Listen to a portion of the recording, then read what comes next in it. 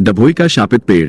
गुजरात का वो पेड़ जहां आत्माएं चैन से नहीं सोती, आए हर पूर्णिमा की रात डभोई का पीपल फिर से करवट लेता है। 200 साल पुराना बदला जो अब भी जिंदा है। गुजरात के वडोदरा जिले में स्थित एक छोटा सा कस्बा है डभोई। इतिहास में इसकी गिनती किलों, मंदिरों और गुप्त सुरंगों के लिए होती रही है, पर इस शांति और संस्कृति की भूमि में एक ऐसा कोना भी है जहां लोग दिन में भी जाने से डरते हैं। किले के पीछे खड़ा एक बूढ़ा पीपल का पेड़, जिसे गांव वाले शापित पेड़ कहते हैं। वडोदरा से आया एक युवा इतिहासकार रवि डभोई के किले पर रिसर्च करने पहुंचता है। उसने लोक कथाओं में इस पीपल का जिक्र पढ़ा था और अब वो हकीकत जानना चाहता था। जैसे ही रवि गांव पहुंचा, गांव वालों ने उसे उस पेड़ से दूर रहने की सलाह दी। बुजुर्ग भूरा काका ने उसे चेताया, बेटा, उस पीपल के नीचे आत्मा बंधी है और हर पूर्णिमा को वो जागती है। कई बाहर से आए लोग वहां गए, लेकिन वापस नहीं लौटे। रवि को लगा ये सब अंधविश्वास है, लेकिन अंदर ही अंदर उसकी जिज्ञासा और बढ़ गई। पूर्णिमा की रात रवि ने तय किया कि वो उस रात उस पेड़ के पास जाएगा। उसके पास कैमरा, टॉर्च और कुछ धार्मिक ताबीज थे जो उसे भूरा काका ने दिए थे। रात के ठीक 12 बजे रवि किले की पिछली ओर पहुंचा। वातावरण में अजीब सी खामोशी थी। पीपल के पत्ते हिल भी नहीं रहे थे, जैसे हवा रुक गई हो। तभी उसके कैमरे की स्क्रीन झिलमिलाई और उसमें सफेद साड़ी में लिपटी एक औरत की आकृति दिखी, जिसका चेहरा भयानक था और आंखें लाल, आग की तरह। रवि ने मुड़कर देखा, लेकिन वहां कुछ नहीं था।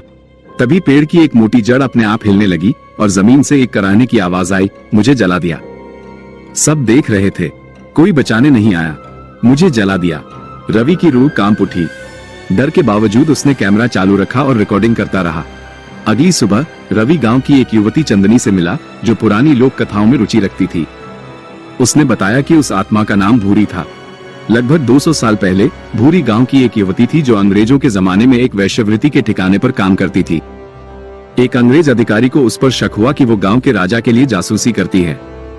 क्रोध में आकर उन्होंने भूरी को पकड़वाकर उसी पीपल के नीचे जिंदा जला दिया। गांव वाले देखते रहे, कोई मदद को नहीं आया।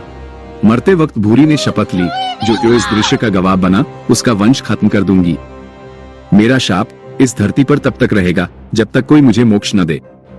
तब से उस पेड़ के नीचे रात में चीखें गूंजती हैं और जो कोई वहां गया या तो पागल हो गया या गायब हो गया। रवि अब इस कहानी को पूरा करना चाहता था। उसने तय किया कि वो भूरी की आत्मा को मुक्ति दिलाएगा।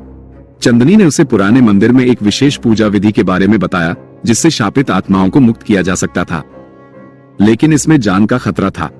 पूर्णिमा की अगली रात रवि और चंदनी साथ गए। उन्होंने पूजा सामग्री तैयार की, दीपक जलाए और मंत्र पढ़ने लगे। तभी भयानक हवाएं चलने लगी।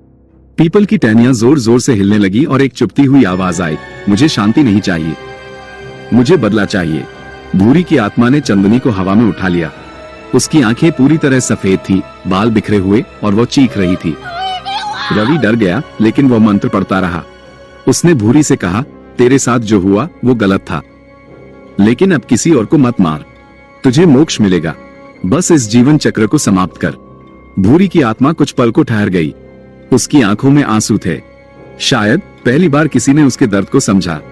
लेकिन तभी भूतपूर्व अंग्रेज अधिकारी की आत्मा भी प्रकट हुई, अब एक राक्षसी काया में। भूरी की आत्मा उसे देख क्रोधित हो गई और दोनों आत्माओं के बीच एक भयंकर टकराव हुआ। रवि ने मंत्र पूरा किया और चंदनी ने हिम्मत करके पूजा का दीपक आत्मा के सामने रख दिया। एक तेज विस्फोट हुआ और हर तरफ उजाला फैल गया। सुबह होने पर पीपल के पेड़ की शाखाएं झुकी हुई थी। जमीन पर राख का ढेर था।